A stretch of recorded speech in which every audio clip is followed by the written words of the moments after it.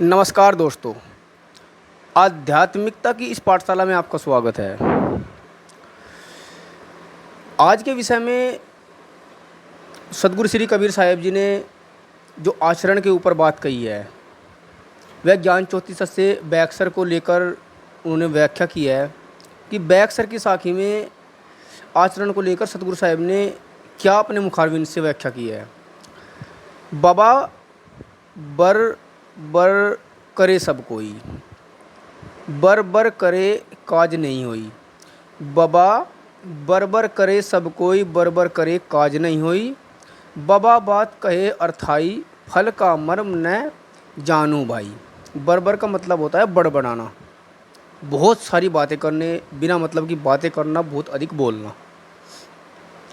साहिब ने कहा है कि कुछ लोग अपने अपने मतों का हट लेकर बैठते हैं और बड़बड़ाते हैं कि मेरा मत बड़ा है, मेरा मत बड़ा है, मेरा मत बड़ा है, मेरा मंदिर बड़ा है, मेरा मजहब बड़ा है, बड़बड़ाते रहते हैं। कुछ लोग अपना ज्ञान एवं विद्वता दिखाने के लिए बहुत बड़ी बड़ी बातें करते हैं। कुछ लोग तो बदले में मान बढ़ाई, धन ऐश्वर्य पाने के लिए ज्ञान की झंडी लगा देते हैं, इतनी बड़ी बड़ी बातें करते हैं। कुछ लोग इतने भावनाग्रस्त हो जाते हैं कि उनको लगता है कि उनको छोड़कर सारा संसार गलत काम कर रहा है, बस वे सही है, और वे इतने जल्दी गड्ढे में जाना चाहते हैं, इसीलिए वे मिले हुए मनुष्यों को तो क्या हवा के सामने भी उपदेश झाड़ते घूमते हैं। कहीं कुछ बोल दिया, कहीं कुछ बोल दिया, लोगों को भ्रमित करते हैं, अपने अपने मतों का बड़प्पन दिखाते हैं, अभिमान दिखाते हैं। धर्म चाहे कोई भी हो, किसी भी धर्म की कोई भी धार्मिक पुस्तक हो, सभी पूजनीय होते हैं, सभी मान्य होते हैं, क्योंकि हमें क्या चाहिए ये हमारी सोच के ऊपर निर्भर है। कोई भी धर्म मजहब, कोई भी पुस्तक गलत नहीं है। जिस व्यक्ति की जहाँ इच्छा हो वो वहाँ पूजा पाठ करे, वो जिस भगवान को मानता है वो उस भगवान को माने। जिसकी जहाँ इच्छा है, जहाँ श्रद्धा है, वो अंतरात्मा से वहाँ जुड़ता है। इसीलिए किसी को गलत कहना, ये मान बढ़ाई, ये इच्छा, ये सब गलत है। जो व्यक्ति जहाँ लगा हुआ है वो अपने आप को वहीं मुक्ति पाता है, वहीं उसने तन मन धन से सेवा दी है, अपनी अंतरात्मा से पूज रहा है। तो किसी को गलत कहना ये आचरण नहीं है। अच्छा आचरण इसी में ही है कि सबका सम्मान करे, कम बातें करे और यथार्थ बातें करे। ऐसे लोग पात्र और अपात्र की पहचान ही करने लगे हैं।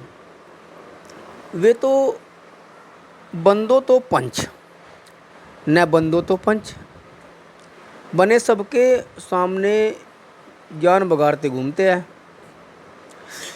जब प्रवचन के मंचों पर संचालक के पास लोग अपनी चिट्ठियां भेजते हैं कि हमें भी 10 मिनट बोलने का आप मौका दे दीजिए, हम भी अपनी दो बात रखना चाहते हैं, तब वे अपने आप को कितना हास्यास्पद बनाते हैं। और यह बताने की तो आवश्यकता नहीं है। उनमें से ऐसे भी अपवाद हो सकता है कि कोई समझदार व्यक्ति समाज के लिए कोई आवश्यक बातें बताना चाहता हो। ज़रूरी नहीं है कि वह अपनी ही मान बढ़ाई करता हो, अपने ही मत की बात करना हो।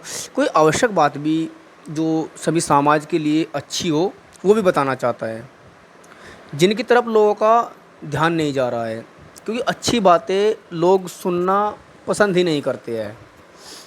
जितनी काल्पनिक बातें, जितनी इधर उधर की बातें हम लोगों के माइंड में भरते हैं, उतना वे जल्दी आकर्षित होते हैं।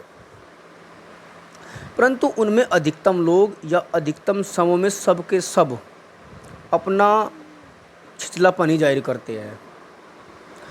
या तो समाज के लोगों को मंचासीनों, जो मंच पे आसीन है, जो मंच पे बैठते हैं, एवं जो संचालक है, उनको चिंता होनी चाहिए कि कोई व्यक्ति आकर मेरे समर्थ क्या बोल रहा है, क्या नहीं बोल रहा है, या उसको समाज के प्रति ये बोलना चाहिए या नहीं बोलना चाहिए।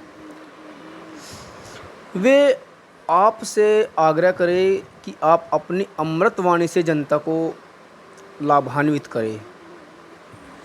किसी को आपकी द्वारा बोली गई वाणी से दुख ना हो, किसी का अपमान ना हो, इसीलिए ऐसा आचरण हमें ज़रूर करना चाहिए कि हम सभी का सम्मान करें, और किसी भी धर्म को, किसी भी देवी देवता को, चाहे कोई माने या ना माने, मेरी इच्छा है मैं मान रहा हूँ, मेरी इच्छा नहीं है मैं नहीं मान रहा हूँ। वो आदमी का भाव है, वो किसको कितना भाव देकर समझ रहा है, किसको पूज रहा है, लेकिन किसी को भी गलत मत ठहराओ। यदि आपकी उच्च योग्यता पर किसी का कारणवश लोग ध्यान नहीं दे रहे हैं तो आपका क्या बिगड़ता है। लेकिन फर्ज व्यक्ति का यही होता है कि हम अपने मुख से कभी भी गलत आचरण की बातें ना करें, समाज में खड़े होकर कोई गलत बात ना करें, किसी का अपमान ना करें, किसी धर्म का अपमान ना करें।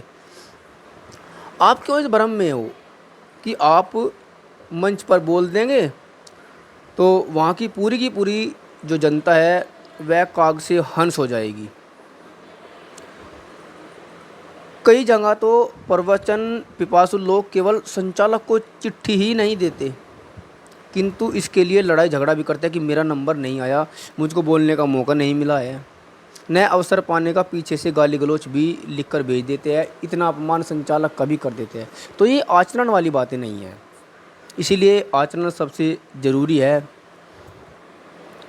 जहाँ पर प्रवक्ताओं को समय का प्रतिबिंब रहता है, क्योंकि समय के अनुसार बोलना पड़ता है, समय के अनुसार ही समय मिलता है बोलने के लिए, और ज़रूरी नहीं है कि हर व्यक्ति का बोलने के प्रति समय आए और उसको भी 2 मिनट का समय मिल जाए।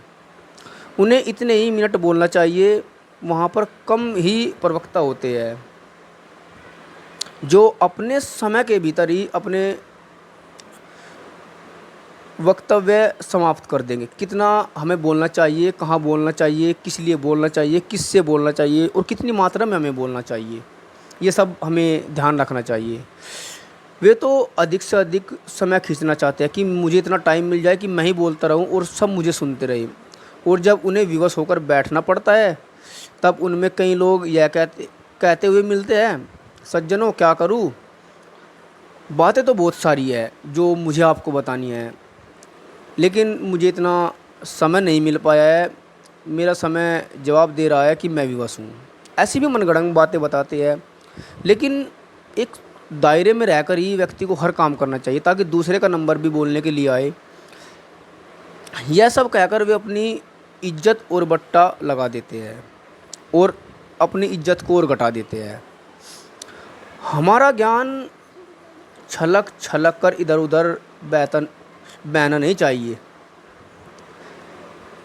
हमें उसको अपने जीवन में इस्तेमाल करना चाहिए, पचाना चाहिए।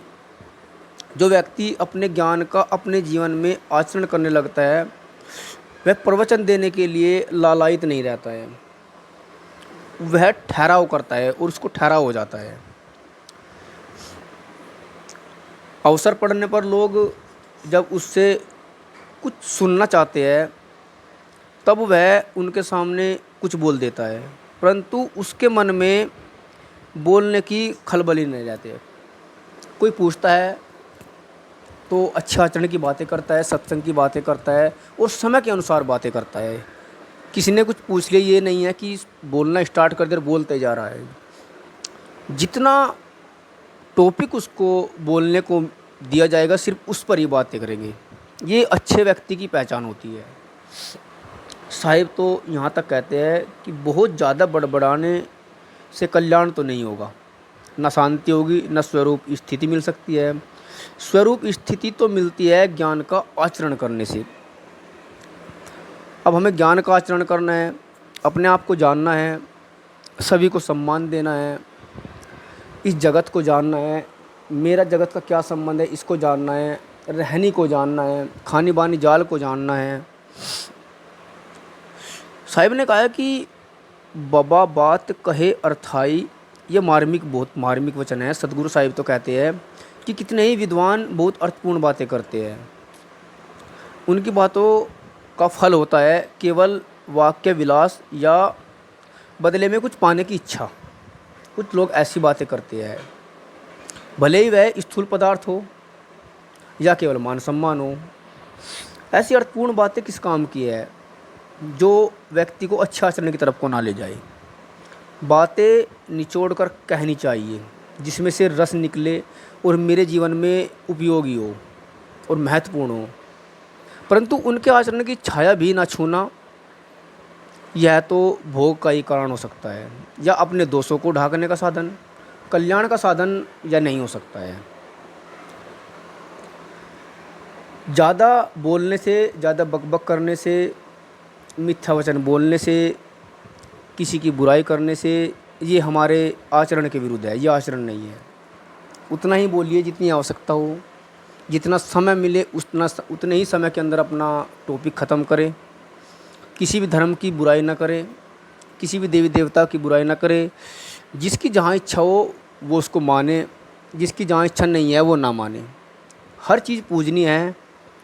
मेरे आचरण गंदा करने से हर चीज़ गंदी है और मेरा आचरण अच्छा होने से हर चीज़ अच्छी है। कल की वीडियो जो मैं लेकर आऊँगा वो मोह माया को हम कैसे जीते, इस पर लेकर आऊँगा। कैसे हम माया से बचे और कैसे हम मोह से बचे और इन दोनों पर कैसे विजय पाए। तो कल ज्ञान ज्योतिष से मैं अक्सर पर बात करेंगे कि मोह और माया को हम कैसे जीते। आज के इस टॉपिक में सिर्फ इतना ही है। बोलिए श्री सद्गुरुदेव की जय। वीडियो को ज़्यादा से ज़्यादा लाइक करें, शेयर करें और चैनल को ज़रूर सब्सक्राइब करें, ताकि ऐसी ही लाभान्वित वीडियो और ऐसी ही सद्गुरु साहिब का ज्ञान मैं आप तक पहुंचाता रहूं।